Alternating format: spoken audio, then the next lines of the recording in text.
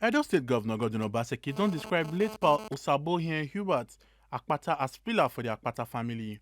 Obaseki talked this one on Friday for the service of song to honor late pal Osabohien Akpata when he died for the age of 82. Late pal Osabohien Akpata na uncle to the former presido of Nigeria Bar Association Olumide Akpata. Obaseki Konyan Tori people say the death of Pal Osabohien don't leave gap when they very hard to fill. From when I was a child, I knew him as that uncle who's always very friendly, who you could always go to and talk with, and very understanding. So he represented quite a bit. He was a pillar in the Akpata family, and so his passing on will be quite a loss and will create a gap. This was, like a spot for all of us, as children to come through and just listen to him, hear words of wisdom from him.